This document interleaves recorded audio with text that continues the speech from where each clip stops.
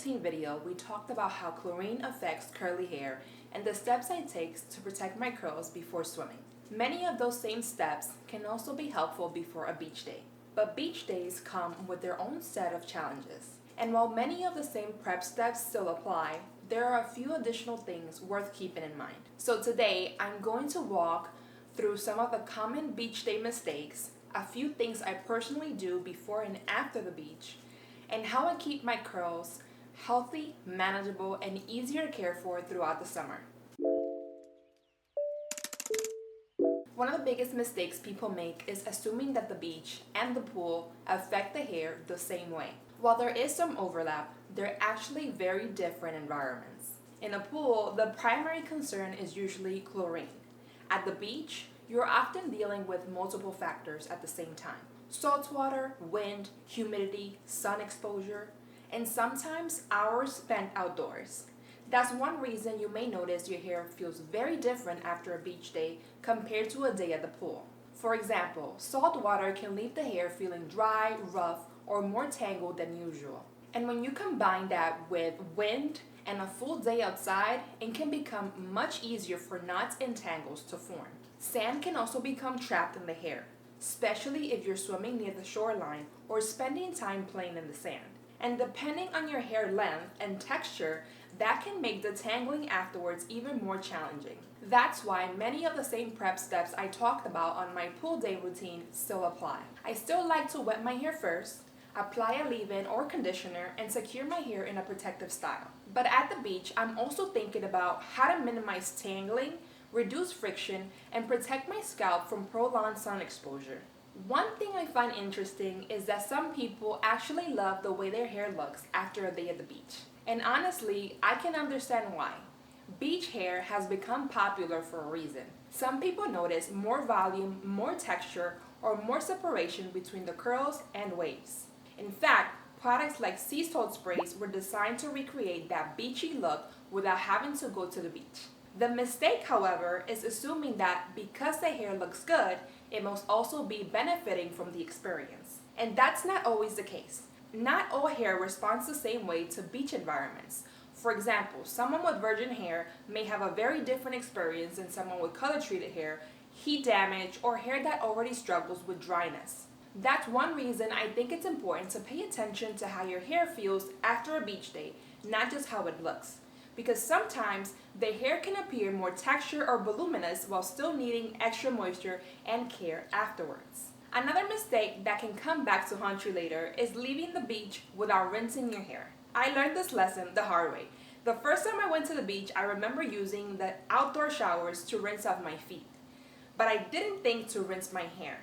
At the time, it didn't seem like a big deal. But when I got home and finally showered, I realized there was sand all throughout my hair. And looking back, I wish I had taken a few extra minutes to rinse out before leaving the beach. Many beaches have outdoor showers for a reason. They're not just helpful for rinsing off sand from your feet. They can also help remove some of the sea salt, sand, and debris that may have collected in your hair throughout the day. A quick rinse isn't a replacement for washing your hair, but it can make the trip home a lot more comfortable and make the tangling easier later on. This is especially helpful if you have long hair, thick hair, or children who spend most of the day playing in the sand.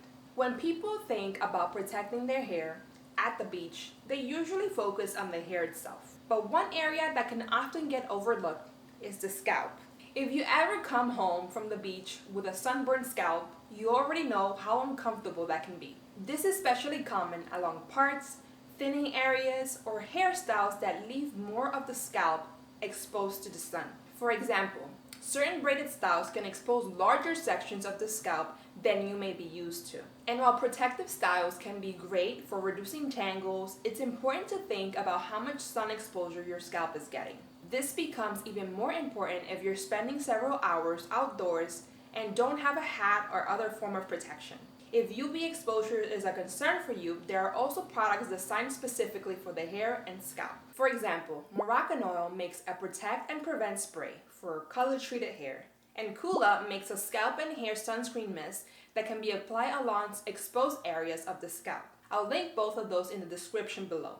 There's one reason I like to think about both the hairstyle and the environment before heading to the beach. Sometimes protecting your scalp can be just as important as protecting the hair itself. Before I share my approach, I do want to mention that I'm not someone who goes to the beach regularly. Most of my experience comes from occasional beach trips, not frequent swimming in the ocean. In fact, after my first beach trip and my experience finding sand throughout my hair later, I became much more of a pool person. If you're someone who spends a lot of time swimming in the ocean water, you may find that your hair needs more frequent conditioning, rinsing, or occasional clarifying than someone who only visits the beach occasionally. But for occasional beach days, this is generally what works for me. For demonstration purposes, I'm showing the full routine here. But if you're driving a long distance, you may find it more practical to do this once you arrive at the beach. I start by wetting my hair with fresh water. Then I apply a small amount of leave-in conditioner before putting my hair into 2 loose braids.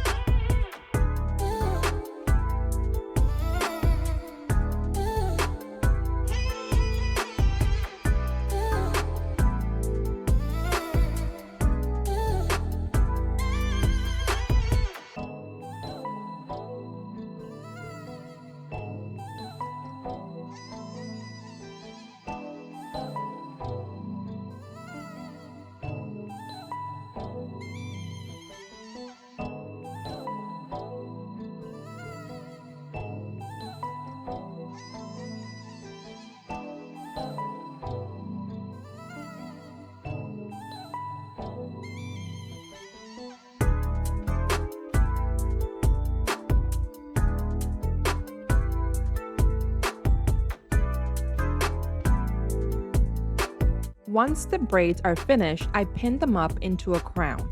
I found this helps them stay in place longer once my hair gets wet. As my hair starts coming loose while I'm swimming, that's usually my cue to rinse it and apply a little more leave-in conditioner.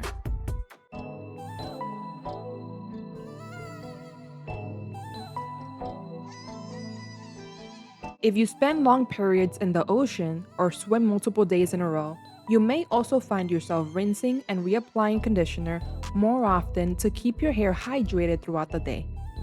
Once I get home, the first thing I do is rinse my hair thoroughly, especially if I've been in the ocean or spent a lot of time in the sand. After that, I usually shampoo and condition my hair as I normally would. If my hair feels especially dry, tangled, or rough, I may follow up with a moisturizing deep conditioner. But most of the time, I don't do anything dramatically different from my regular routine. For me, the biggest priorities are removing any salt, sand, and sunscreen residue and making sure my hair is properly moisturized afterwards. The sooner I do that, the easier detangling tends to be.